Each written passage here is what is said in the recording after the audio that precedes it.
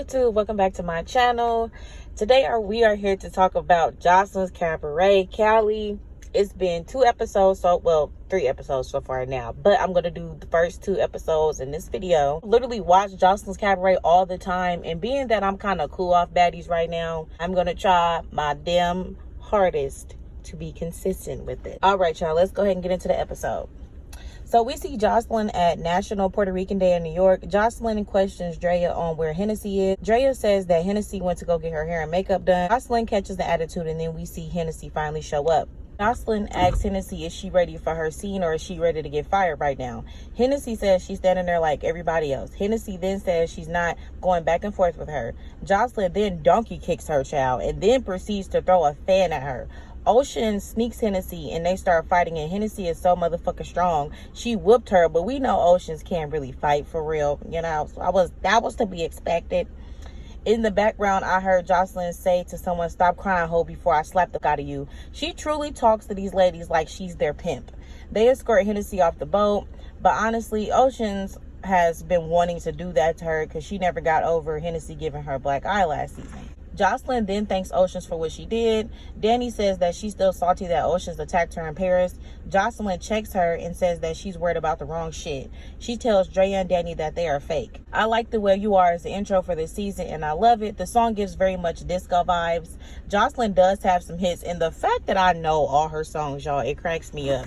And it may be because I just watch the show a lot, but I know 90% of Joseline's music. Joseline, Ballistic, and Melissa sit down and have a talk about Joseline's goal with wanting to expand Joseline's Cabaret. She's conflicted about having her baby and trying to run the cabaret. She also says she can't wait to see who's going to be #1 in the cabaret while she's gone.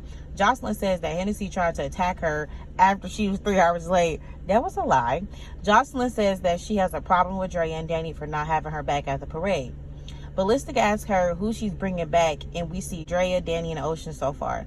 Joseline says she has to think about Dez and Neek. I personally love Neek. That's honestly my favorite, and it's not because she won. It's not just because she won last season. It's because I really like Neek. Joseline talks about how Dez acted in Paris. Joseline says, how could I be jealous of you and I pay you? We see that Natural's coming back. Natural's one of my favorites too. Joseline says that she's bringing T-Love, and she hates that she be spitting when she talks. Melissa says that T-Love's sister beat up Natural so bad that she peed on herself. Now, I don't know nothing about that. I personally didn't hear nothing about that. Now, that is new information, okay?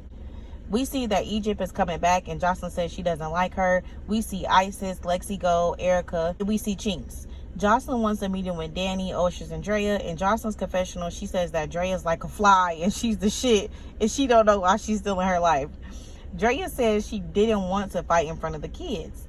Drea shows up and apologizes to Joseline, and Joseline says the universe constantly tells her that she's full of shit. Then Danny walks in and says, I love you, princess, and Joseline says, you think this is a joke? Joseline asks how much money has she made from Joseline. Danny says $15,000 and then starts mumbling. Drea says she has made at least $80,000. Danny says she doesn't want no smoke, and then Drea swings on her. In Drea's confessional, she says she swung on her because she thinks Danny is taking it as a joke. Joseline tells her to wipe her nose, stupid bitch. Why do they let her talk to them like that? Like, grown woman to grown woman, ain't no bitch talking to me like that. I don't give a fuck. We gonna have to fight to the death. Ocean walks in and they start fighting. Danny's nose starts bleeding even more. I feel bad for Danny in this moment because you can tell that the environment is emotionally draining her. But also, it's kind of hard to feel bad for people that keep constantly putting themselves in the same predicament, whether it's for money or not. Danny comes back out and she runs up on Oceans and they fight again. Ocean says she doesn't want to keep fighting her because she's too little. Danny and Joseline start going back and forth. Danny is crying her little eyes out, honey. Joseline thanks Oceans for helping her. We are introduced to G-Baby, and she says she's from LA and she works at Magic City. Next we meet Kiera, aka the hottest flame, and she's a pro wrestler from Decatur. We meet Miss Kanaya, and she's from DC and she's a female rapper. We meet Love, and she's from Baltimore. She gives me Yummy P vibes. I'm not trying to be funny. We meet Jane Doe, and it's crazy because I be seeing her viral videos on Facebook. Next we meet Gypsy, aka Rat-a-tat from Erica Mena's show. Next we meet Sky, and she's from Toledo. Erica asks the newbies how they feel about the OGs, and Love says that she likes everyone that she's on the bus with. Gypsy says that Love said fuck the OGs. That was so messy because Gypsy, that was messy. The show is so messy for putting Lexie and Chinx on the same bus. So Chinx walks on the bus and T-Loves asks, what's the energy giving? Chinx says she's good, and Lexie addresses her issue with her. Lexie says she has never been charged with something dealing with kids. Chinx says she's not taking anything she said back. They start fighting, of course, and it was a tie to me. Chinx bops Lexie upside the head and she falls back. The episode ends. At the end of the episode, they did a memorial from Spicy Monty from last season. She ended up passing away in a car accident. So my end notes for episode 1 is, I can understand Joseline being irritated with Hennessy for showing up late, but if hair and makeup canceled on her, what was she supposed to do? Because if she would have came looking a mess, Joseline would have been even more upset. Now, Hennessy could have communicated better that she was going to be running late. On Insta, Hennessy says she didn't get paid to work the parade, but Joseline has to stop putting her hands on her employees. Like, that's insane. Like, maybe her not getting paid wasn't like a big motivating factor for her. Like, I'll get there when I get there type. Not saying that's right, but maybe that could have been her mindset because she wasn't getting paid for that. But also too, though, you know, when you are running late, you are supposed to tell your employer, hey, I'm running late, I'm running behind.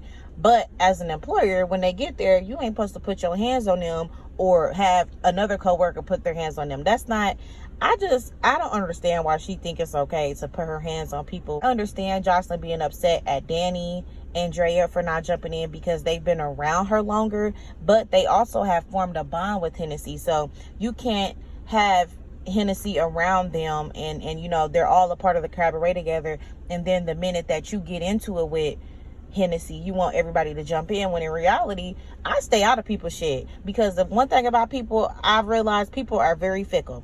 Once people get into it with people and you try to jump in or you try to have the next person back, they're going to end up cool and then you're going to be looking stupid. Not saying that Joseline is like that, because most of the time when Joseline falls out with somebody, she's done with them. I can't agree with that. Oceans only did that because she already had a problem with Hennessy.